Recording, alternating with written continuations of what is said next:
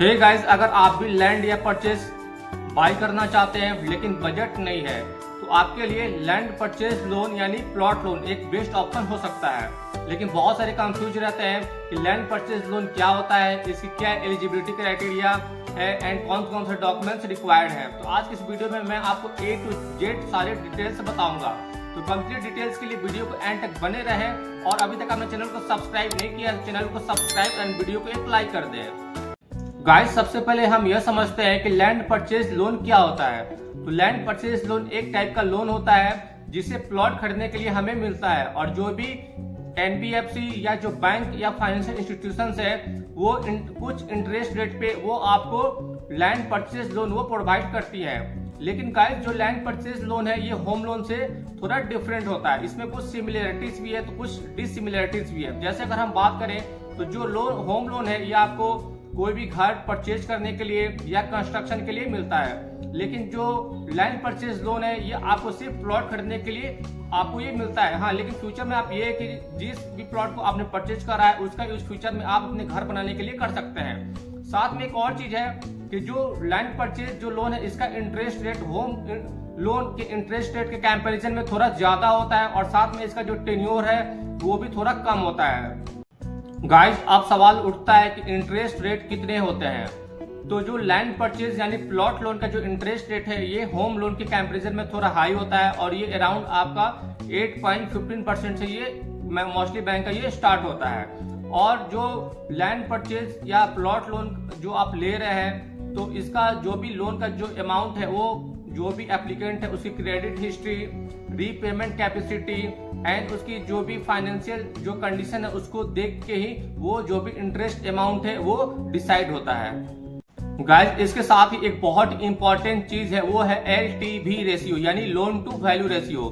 Mostly जो bank या NBFC जो लोन प्रोवाइड करते हैं तो आपके जो लैंड का जो वैल्यू है उसका 70 to 80% के अराउंड होता है। बाकी का डाउन पेमेंट आपको खुद करना पड़ता है। जैसे एग्जांपल के लिए अगर सपोज अगर आप 50 लाख का अगर आप प्लॉट लोन अगर आप ले रहे हैं तो जो बैंक है वो मैक्सिमम आपको 35 लाख से लेकर 40 लाख तक ही वो प्रोवाइड करेगी। बाकी का जो अमाउंट है आपको खुद से अरेंज करना पड़ेगा। इसलिए आपको LTV यानी लोन टू वैल्यू रेशियो को समझना बहुत ही जरूरी है।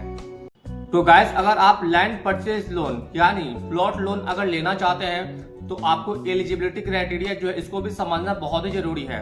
हर बैंक या जो NBFC या फाइनेंशियल इंस्टीट्यूशन जो प्लॉट लोन जो प्रोवाइड करती है इनका जो एलिजिबिलिटी क्राइटेरिया है थोड़ा डिफरेंट हो सकता है। लेकिन जनरली जो है कुछ चीजें ये मैटर करती है, बहुत ही इंपॉर्टेंट है। जैसे अगर हम बात करें सबसे पहले तो एज है वो आपकी जो भी लैंड परचेज करना चाहते हैं एप्लीकेंट उनकी एज 21 से अबव होनी चाहिए।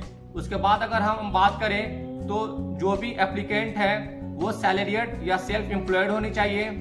अगर वो सैलरीड पर्सन है तो उनका जो मिनिमम इनकम है वो 10,000 पर मंथ होना चाहिए। लेकिन अगर वही अगर सेल्फ एम्प्लॉयड इंडिविजुअल्स हैं तो उनकी business income 2 lakh per annum minimum इतनी होनी चाहिए।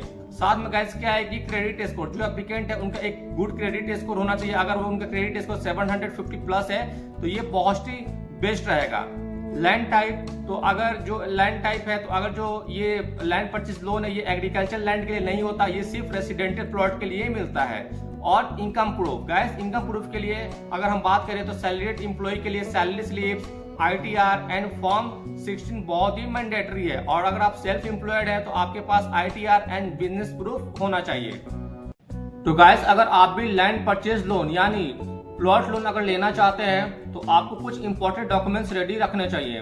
तो चलिए जल्दी से हम एक क्विक चेकलिस्ट जान लेते हैं। तो सबसे पहले अगर हम बात करें पर्सनल डॉक्यूमेंट्स की तो पर्सनल डॉक्यूमेंट्स में आप Aadhaar card, PAN card, passport, ID proof के लिए यूज कर सकते हैं।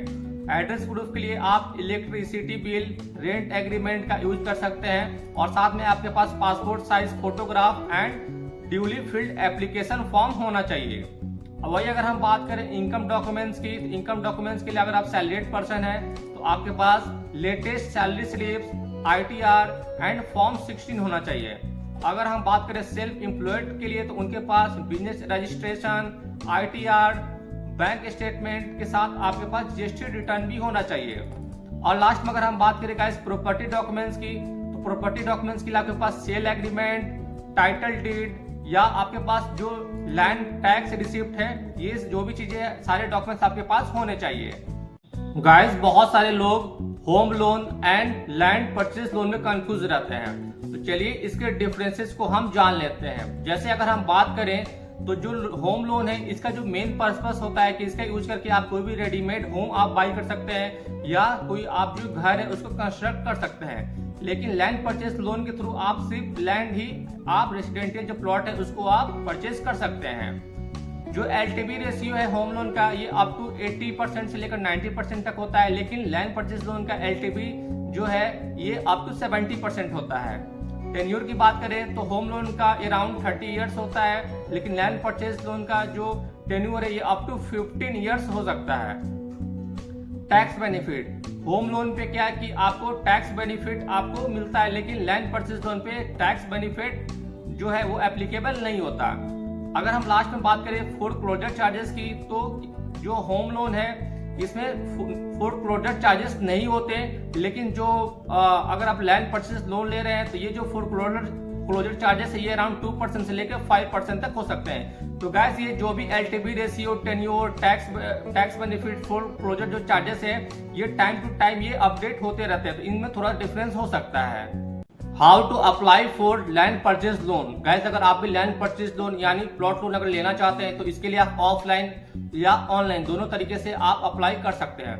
अगर आप ऑफलाइन अप्लाई करना चाहते हैं तो इसके लिए आपके जो भी नियरेस्ट जो बैंक है वहां पे जाके आपको विजिट करना होगा। विजिट करके उसके जो भी अपडेटेड जो भी लेटेस्ट इंटरेस्ट रेट है उसको एक बार अपने फाइनेंशियल स्टेबिलिटी के अकॉर्डिंग उसको चेक कर ले। उसके बाद से आप जो भी लोन जो इम्पोर्टेंट जो डॉक्यूमेंट्स है उसको सबमिट कर दे। सबमिट करने के बाद से जो भी फाइनेंशियल इंस्टीट्यूशंस है वो वेरीफाई करेगा। वेरीफाई करने के बाद से अगर सब कुछ अगर सही रहा तो आपका जो लोन अमाउंट है वो अप्रूव हो जाएगा। लेकिन वही अगर आप ऑनलाइन अप्लाई करना चाहते हैं तो ऑनलाइन अप्लाई करने के लिए जिस भी बैंक में आपका बैंक अकाउंट है या जिस बैंक से भी अगर आप लैंड परचेज लोन लेना चाहते हैं उसके ऑफिशियल वेबसाइट पर जाके विजिट करें। विजिट करके आप वहां से क्या है कि जो भी लेटेस्ट इंटरेस्ट रेट को पहले चेक कर ले। चेक करने के बाद बैंक के जो भी टर्म्स एंड कंडीशंस उसकी अच्छी तरह से आप डबल चेक करें, टर्म्स कंडीशन को और अच्छे से पढ़ के समझ के उसके बाद ही आप जो लोन है उसके लिए आप अप्लाई कर सकते हैं। गाइस अब मैं आपको कुछ स्मार्ट टिप्स बताऊंगा जिसके थ्रू आप काफी आसानी से लैंड परचेज लोन यानी प्लॉट लोन ले सकते हैं। तो आपको कुछ स्मार्ट टिप्स को फॉलो करना होगा, जैसे इम्प्रूव क्रेडिट स्कोर। गैस आप ट्राई ये करें कि आपका जो क्रेडिट स्कोर है वो बहुत अच्छा हो। जैसे जो क्रेडिट स्कोर है अगर आपका 750 प्लस है तो आपको हायर चांसेस है कि आपको जो प्लॉट लोन है वो मिल जाए। तो अगर आपका क्रेडिट स्कोर अगर कम है तो आप क्या है कि सबसे पहले जो क्रेडिट स्कोर है उसको इम्प्रूव करें। उसके बाद अगर हम बात करें तो हायर डाउन पेमेंट। गैस जब भी अगर आप प्लॉट लोन अगर आप ले रहे हैं तो आप कोशिश ये करें कि जो डाउन पेमेंट है आप उसको 50% कर दे। अगर 50% अगर आप करेंगे तो इससे क्या होगा कि आपका जो इंटरेस्ट रेट होगा वो कम होगा। और गाइस अगर हम सबसे लास्ट में बात करें तो कंपेयर इंटरेस्ट रेट्स। गाइस जब भी अगर आप लैंड परचेज लोन या प्लॉट लोन अगर आप लेने चाह रहे हैं तो मल्टीपल जो बैंक्स है उनके जो भी इंटरेस्ट रेट है आप इसको updated interest rate, terms and conditions को एक बार अच्छे से चेक कर लें। उसके बाद से ही आप कोई भी डिसीजन लें। तो गाइस आज हमने देखा कि लैंड परचेज लोन कैसे काम करता है, इसके क्या eligibility criteria, important documents and land purchase loan के लिए कौन से टॉप बैंक बेस्ट है। तो अगर आपको वीडियो हेल्पफुल एंड इन्फॉर्मेटिव लगी हो तो इस वीडियो को लाइक एंड ज्यादा से ज्यादा शेयर कर दो। और कोई भी क्वेश्चन या डाउट है तो नीचे कमेंट सेक्शन में आप पूछ सकते हो। और गाइस अभी तक आपने चैनल को सब्सक्राइब नहीं किया है तो चैनल को सब्सक्राइब और बेल आइकन दबा दो। मिलते हैं गाइस नेक्स्ट वीडियो में, तब तक के लिए टेक केयर।